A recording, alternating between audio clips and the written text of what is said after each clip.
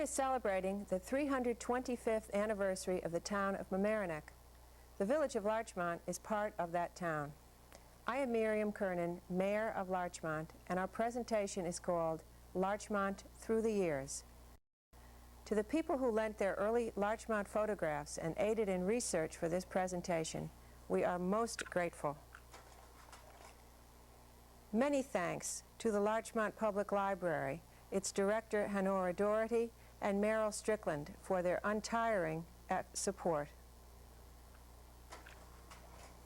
Commodore Rudolph J. Schaefer, who made the Larchmont Yacht Club's library available for research and photographs from his collection that play an integral part of this showing. Thompson J. Flint, whose great-great-grandfather, Thompson J. S. Flint, was the founder of the Larchmont Manor Company. Mr. Flint retains the early manor deeds and documents. His knowledge and revelation of the manor have been most helpful. Very importantly, thanks to Philip Severin.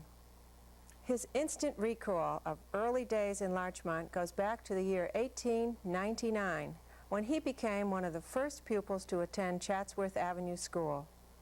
His help in the research and his photographic collection have been invaluable. And to Sherman Totten, who assembled this presentation, Larchmont Through the Years, our deepest gratitude. Just a brief summary of pre-Larchmont Manor area and some of the owners. The Siwanoy Indians lived here prior to the white man. In 1640, the Dutch Trading Company bought the land. John Richbell became the new owner in 1661. When Samuel Palmer purchased the land in 1701, he built his residence on the site now occupied by the Larchmont Public Library. In 1704, General Sessions Court, presided over by Colonel Caleb Heathcote, declared that the Palmer residence was to be officially recognized as a Quaker place of worship. The Palmer family gave the land on the Post Road for the Quaker Cemetery. In 1790, Peter J. Monroe, a distinguished lawyer from New York City and a member of Aaron Burr's law firm, became the new owner. He built his residence, the Manor House, on the high ground overlooking the waterfront. To protect his home from the noise and dust of the Post Road, Monroe planted a row of larch trees and gave the area its name, Larchmont. In 1848, Edward Knight Collins, the owner of a transatlantic steamship company, bought the manor. But in 1854, tragedy struck Mr. Collins. His newest ship, the Aurora, was rammed in the fog by another ship off Newfoundland and sank with 322 men, women, and children. Mr. Collins' wife and 2 children were among the missing. In 1858, John and Marcus Woodruff bought the manor. Several years later, Mr. Collins bought it back again, but because of financial reverses, had to put the manor up for auction in 1865.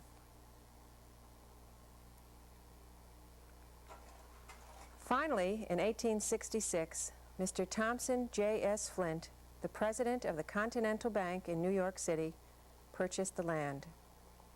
In 1872, Mr. Flint and several partners organized a realty development corporation and named it the Larchmont Manor Company. He set aside the waterfront property for a picturesque park for all future residents to enjoy. One of the first to purchase a home in 1872 was Mr. Frank E. Toll. As one of the village engineers, he aided in planning and layout of the streets. Some early scenes of Larchmont Manor Park. The first pagoda in 1891. During the 1870s, a small building was erected on the waterfront in Horseshoe Harbor and was named the Union Church. Mrs. Frank Toll held Sunday school classes here. It also served as a community hall. In 1880, the Larchmont Yacht Club was founded here, and eventually this building became the home of the Horseshoe Harbor Yacht Club. Umbrella Point. The steamboat in the background presumably was headed for the Hoboken Turtle Club next to Manor Park.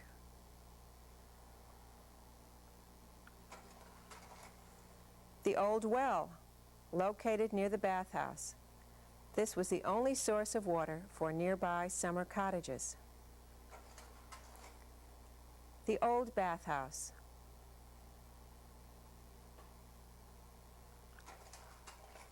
A flower garden on Lower Ocean Avenue. A game of croquet.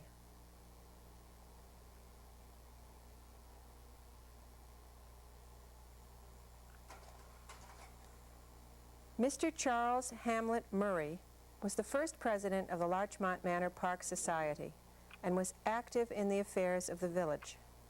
He supplied the greater part of the capital to build a reservoir and lay water mains throughout the manor in 1899. In 1894, he also aided in the creation of the Larchmont Electric Company, and in less than a year, many homes and street lamps were lighted with electricity. In 1891, when Manor property owners decided they needed a local form of government, the village of Larchmont was incorporated, and George R. White became its first president.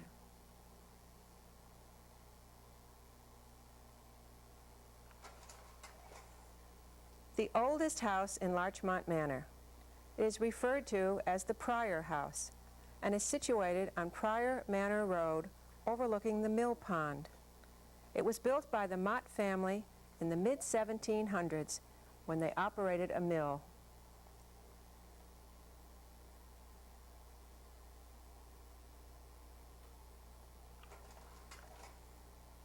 Peter J. Monroe built the Manor House on Elm Avenue about 1795. The left side extension of the house, which no longer exists, is believed to have been a ballroom. The Montgomery House. The Montgomery Barn. The Toll House, frequently called the Gingerbread House, as it was seen in its original appearance. The most impressive waterfront house in Larchmont was named La Hacienda. The Elizabethan-type mansion was built in 1905 by Amy Crocker Guereau, a lady of great wealth, noted for her extravagant parties both here and abroad. The staff attending Mrs. Guereau's summer residence consisted of a superintendent, 6 gardeners, coachman, footman, stableman, and a groom for the dogs. The household staff consisted of first and second butlers, valet, housekeeper, cook, laundress, personal, and housemaids. In 1915, Mrs. Guereau decided to move to Paris and sold La Hacienda to Mr. Rudolph Schaefer. The following pictures were taken during the residency of the Schaefer family. The entrance hall, the drawing room, the dining room, the billiard room, the black and gold upstairs sitting room. When Mr. Schaefer died in 1923, the estate was sold, and La Hacienda is now the Larchmont Shore Club.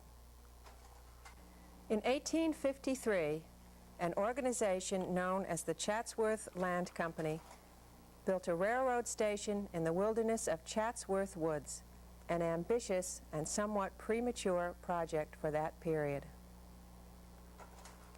20 years later, the station served as the terminal for the Larchmont Manor Horse Railway Company.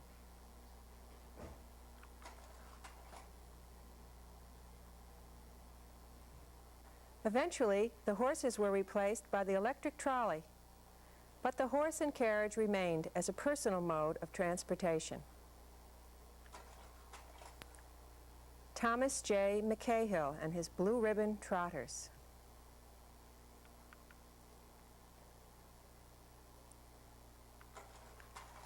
A. H. Sterling, President of the Larchmont National Bank.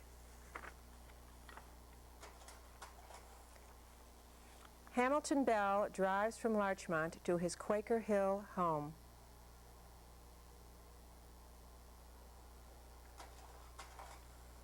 The coachman takes a back seat.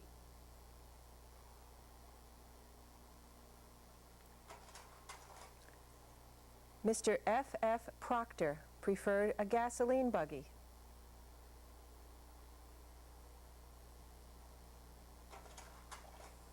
The first chapel, St. John's Episcopal, was built in 1883 on the north side of Fountain Square. When the congregation outgrew the small chapel 11 years later, a larger church was built on the west side of Fountain Square.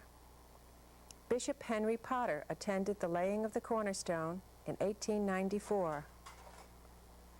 The Reverend Richard Cobden became the minister in 1896 and served for 27 years. St. Augustine's Catholic Church was built in 1892 and was located on Beach and Linden Avenues. The Reverend Edmund J. Powers was the first priest at that parish. In 1906, Father Patrick Morris was next, and he was followed by Father James A. Brady, who stayed until the church closed in 1922 and went on to the new St. Augustine's on Larchmont Avenue. When the Larchmont Avenue Presbyterian Church was being constructed in 1915, the congregation used the basement as a temporary place of worship until such time that funds made it possible to complete the church. A decade later, the Reverend Charles L. Cathcart was the first minister. At the end of the 19th century, 4 summer hotels flourished in the manor area. The Mitchell House on Park Avenue, overlooking the Horseshoe Harbor, was a very popular hotel. On December the 27th in 1905, it was destroyed by fire and was not rebuilt. The Hotel Belvedere, a block from the bathing beach, still stands and is now the Manor Inn.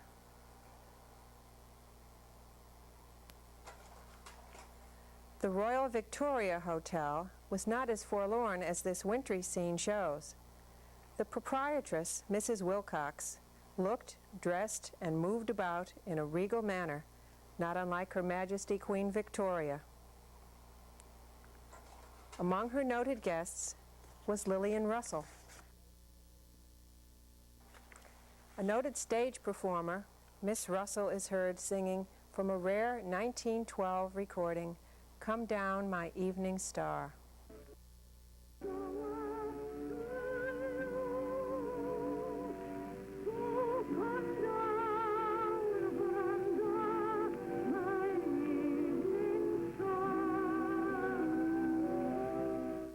The Bevan House on Park Avenue attracted many celebrities. Mrs. John Drew, matriarch of the renowned Barrymore family, was a guest at the Bevan when she passed on in 1897. Her 15-year-old grandson, John Barrymore, was with her at that time. There is a window in St. John's Church in her memory. Another famous guest at the Bevan was the internationally known March King, John Philip Sousa.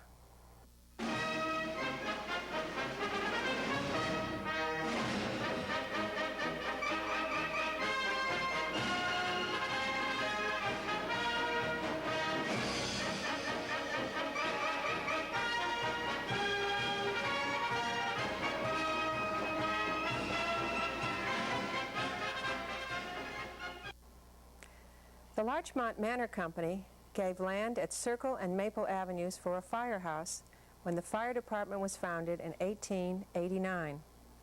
The firehouse also housed the police department and a village office. Charles A. Singer was the first fire chief. In 1890, hand-drawn hose carts, later a horse-drawn ladder truck, and in 1910, a water pumper. Matthew Bronson became the fire chief in 1900. He could be seen riding about Larchmont, either on his buckboard, electric automobile, or horseback. 2 Larchmont streets were named for Mr. Bronson. George Toll was the fire chief for nearly 25 years. John Hickey, a longtime fire department member, also operated the Manor Trolley and later became the road commissioner. In 1902, a fire practically wiped out the village business area. This view is shown looking north on Larchmont Avenue from the Post Road.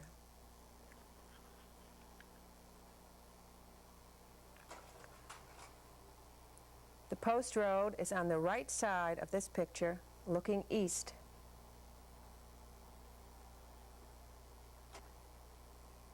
The police department was organized in 1891, and by 1914 had increased in size to 13 men, headed by Captain William Hines. Among those men was William Carasy, and bicycles were his means of transportation. Motorcycles came later.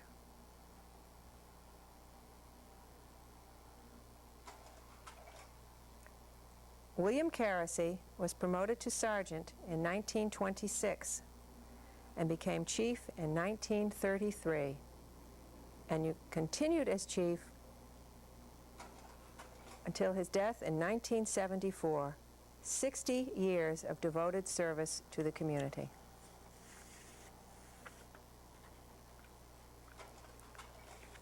An early scene of the business area on the Post Road at the corner of Larchmont Avenue.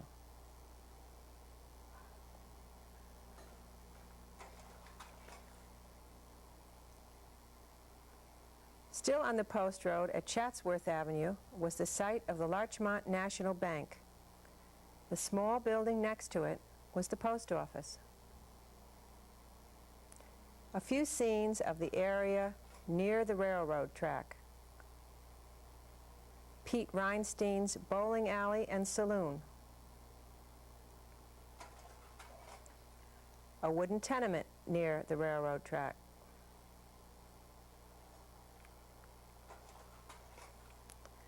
The remnant of Goat Hill, located on the site now occupied by the Larchmont Gardens apartment house.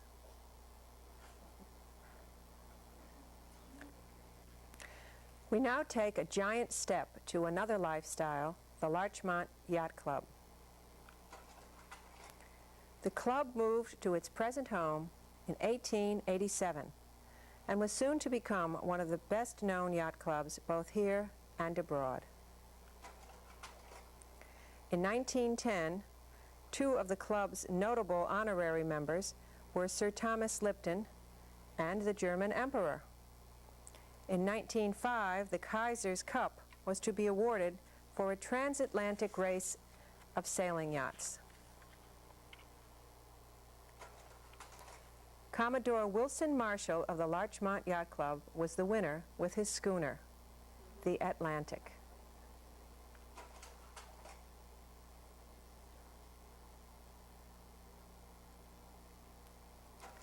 A four-in-hand tally-ho carried passengers between New York City and the Larchmont Yacht Club in the early days.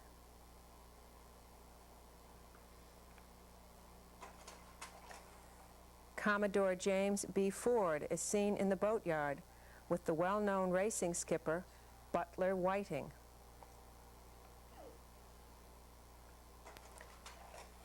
The yacht club had a 9-hole golf course which extended from the yacht club grounds to the post road. When the golf course was discontinued, the golf house was moved to a site on Monroe Avenue and was remodeled into a family dwelling and residence, now number 44. Special mention should be made of Commodore Rudolph J. Schaefer. During the 1960s, he had a magnificent sailing yacht built, a replica of the celebrated yacht America that had won the British Cup in 1851. The replica is seen sailing off England.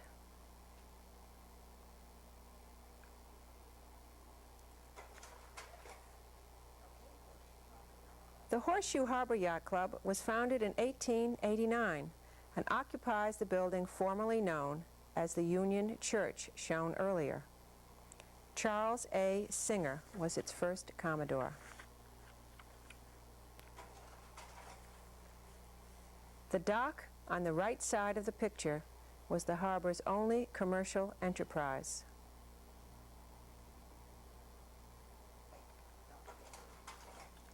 The program cover of the club's aquatic sports in 1894.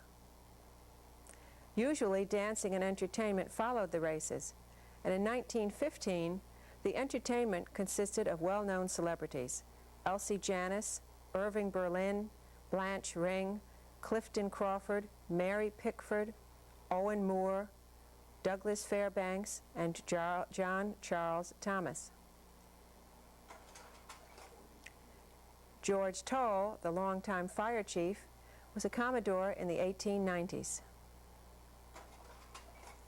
Commodore J. Ross Collins, president of the Larchmont Bank and owner of a large steam yacht, the Felicia.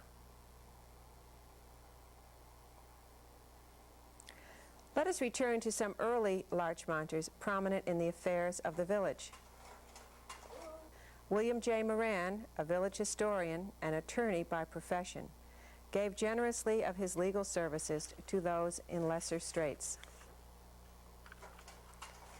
Edward Griffin served as village president for several terms and was also the president of the Larchmont Trust Company. In the business world, he was known as the dean of the bookbinding industry. A well-known medical doctor in the community was Dr. Philip Ernst. In the early days, he made his house calls on horseback. He brought many Larchmont children into the world. His brother, Dr. Otto Ernst, a dental surgeon, also practiced in Larchmont. He had a remarkable mechanical aptitude and was the inventor of the automobile no-draft window. Another of his inventions was the rotary valve engine. Charles B. King, a pioneer in the automotive industry, at one time worked with Henry Ford on the first Ford automobile. He is seen at the wheel of a one-cylinder Cadillac while in Chicago at the 50th anniversary of the first automobile race in 1895. Mr. King designed and directed the building of new seawalls in the Manor Park that increased the square footage of the park considerably. He also supervised the construction of the new summer houses. Edward Albee was long remembered for his generosity at Christmas when he distributed gifts to every child in Larchmont at St. John's Parish House. He also donated the land for the Larchmont Public Library. Mr. Albee was a leading theatrical entrepreneur during the height of the vaudeville era. His firm, the United booking office was a leading influence in vaudeville. John J. Murdoch, another Larchmonter, was an associate of Mr. Albee's United booking office. F. Proctor was another theatrical tycoon, the owner and builder of many theaters. Some of the theatrical performers seen in Larchmont included Lorette Taylor and her playwright husband J. Hartley Manners. He authored Peg of My Heart, and Lorette played the title role. Blanche Ring, a musical comedy star, appeared in Broadway in the early 1900s. Irene and Vernon Castle, known for their elegant dance creations. Irene was often seen on Manor Beach. In addition to her dancing career, Irene was also an influence on women's fashions. She also started the bobbed hair craze. St. Clair Bayfield, a noted Shakespearean actor, was a longtime Larchmonter. In 1922, Mr. Bayfield appeared in a benefit performance at the Larchmont Yacht Club in A Midsummer Night's Dream. He directed and coached the entire production. Through his untiring effort, several $1,000s was raised for the Larchmont Library Building Fund. Mrs. Bayfield established the St. Clair Bayfield Award. He is seen in a play with Zazu Pitts called Her First Murder. In a play called Highland Fling, Gloria Hallward played the barmaid.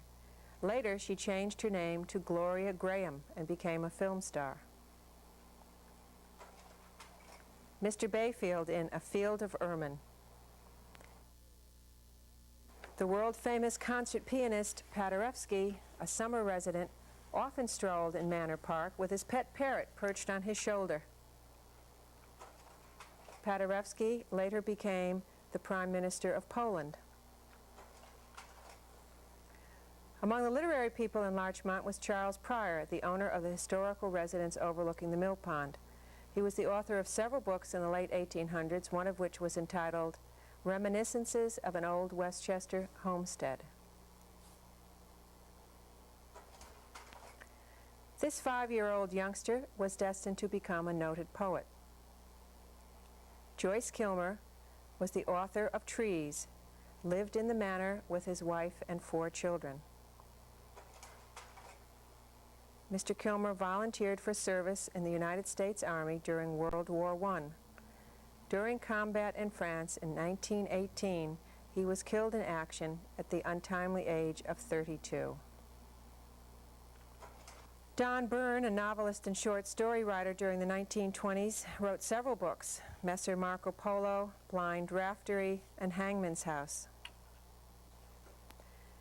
Several noted musical composers and lyricists lived here during the 1920s.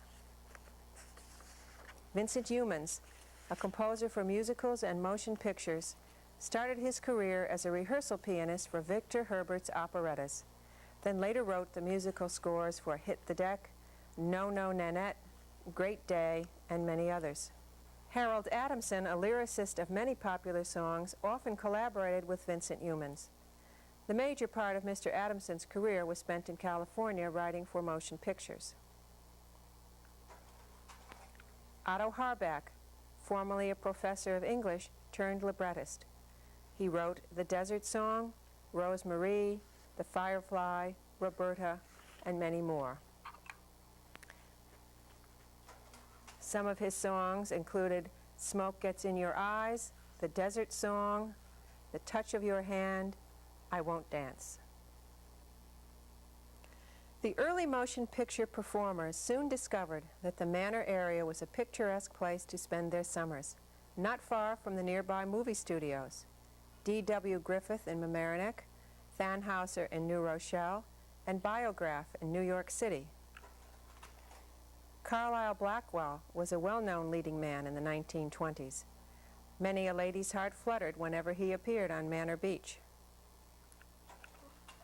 Pearl White, star in the early serial movies often called cliffhangers, appeared before the cameras in the Manor area.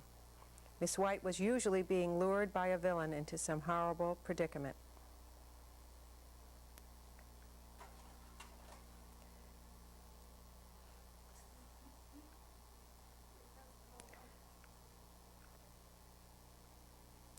Mary Pickford, a famous movie star known as America's Sweetheart, was often seen swimming at Manor Beach, accompanied by her pet duckling on a leash of pink ribbon. Miss Pickford recalls her introduction to motion pictures at the Biograph Studios in 1909. These are her words. "I took a streetcar to the Biograph studio and asked to see the manager. The desk clerk was insufferably rude and told me there was no work for me. So I turned on my heel and started to go. In the room was a tall man with piercing eyes who had been staring at me. He came after me and caught me by the arm. I thought he was trying to flirt with me, and with the know-it-all assurance of a 15-year-old youngster, I started to give him a piece of my mind, including a very vitriolic discourse on the barbarous movies and the uncouth people who worked in them. To my surprise, he began to answer my forceful criticisms, to answer them very gently and reasonably. The first play actors, he said, hadn't been ashamed of playing in booths and barns, being jeered at by crowds, tramping from town to town. Yet from those humble beginnings, the theater had grown up to hold its own among the other arts. Well, the movies, he said, were blazing the same pioneer path. The Biograph Company's stage might be an ex-piano warehouse, its theaters converted shops, and its players out-of-work, small-part actors glad to pick up $5 a day. But the movies would grow. They, too, would take their place among the arts. The movies needed people with ideals and ideas, the right ideas. When he had finished talking, I had caught some of that man's enthusiasm and faith. I signed a contract with him, D.W. Griffith. Miss Pickford recently sent this photograph to be in this presentation. It was taken after her retirement from motion pictures. The intent of this showing was to bring to the viewer a brief look into the early years of Larchmont. Hopefully, others may be inspired to contribute writings or perhaps a photographic essay. The Larchmont Public Library is interested in knowing of any such endeavor, as well as early Larchmont photographs of general interest for their photographic collection.